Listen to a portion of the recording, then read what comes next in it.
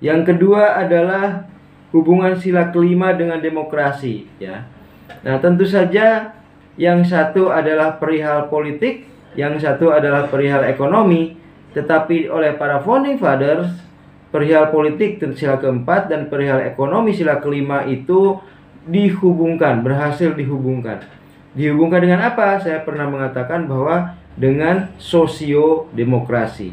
Jadi Pancasila kalau dibuat menjadi 3 sila adalah ketuhanan, kemudian sosio-nasionalisme, sila kedua dan ketiga, kemudian sosio-demokrasi, sila keempat dan sila kelima, gitu ya. Jadi kalau pertanyaannya hubungan sila kelima dengan demokrasi, maka keduanya terikat dalam sosio-demokrasi, gitu ya. Yaitu demokrasi yang demokrasi sosial, gitu ya, bukan demokrasi ala barat, yaitu demokrasi kapitalis, gitu ya, atau demokrasi liberal, gitu ya. Tetapi inilah adalah demokrasi sosial atau sosiodemokrasi. Bung Karno menyebutnya sosiodemokrasi, ya. Jadi secara politik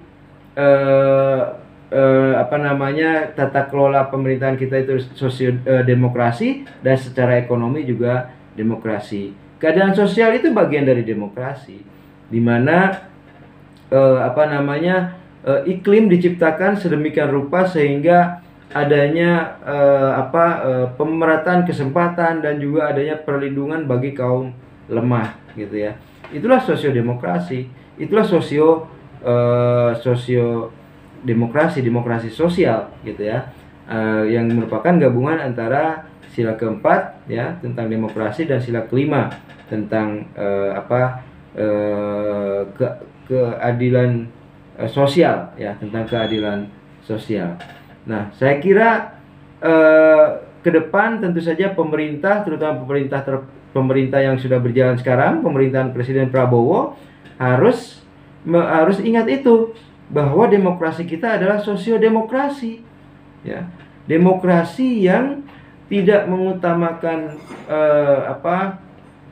kekuatan, ya. Kalau demokrasi mengutamakan kekuatan, tentu saja orang-orang kuat yang akan menang, gitu ya. Kebebasan yang benar-benar bebas sehingga kemudian orang kuat yang akan menang.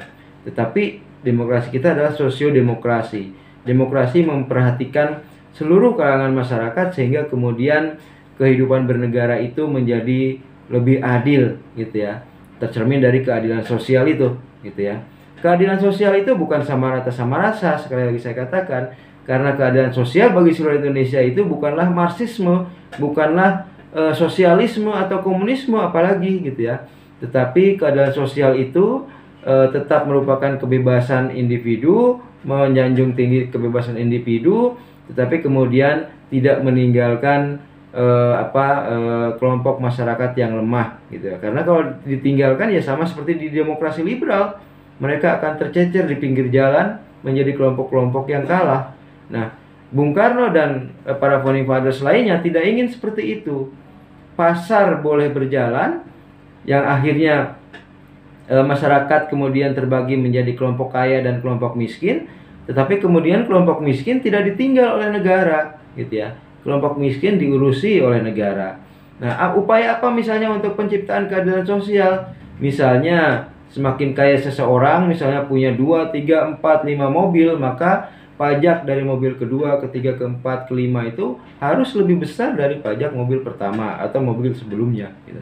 Nah, bagaimana apa tujuannya agar kemudian pajak yang semakin besar diambil dari orang kaya itu bisa dipakai untuk katakanlah memperbaiki kehidupan dari orang-orang di lapisan bawah, orang-orang miskin, ya. Kalau orang kaya misalnya bisa naik Mercy yang nyaman, ya tentu orang miskin juga seharusnya bisa naik kendaraan yang nyaman, ya. Itu sudah diwujudkan misalnya di Jakarta dengan busway, ya, Transjakarta dan lain sebagainya. Seperti itu. Jadi keadilan sosial itu berhubungan dengan demokrasi, ya. Keadilan berhubungan dengan demokrasi. Sila kelima berhubungan dengan sila keempat, dalam arti bahwa keadilan sosial itu tidak hanya dari sisi ekonomi, tetapi juga dari sisi politik, gitu ya. Demokrasi itu tidak hanya demokrasi politik, tetapi juga ada demokrasi ekonomi. Saya kira itu tambahannya untuk pertanyaan kedua.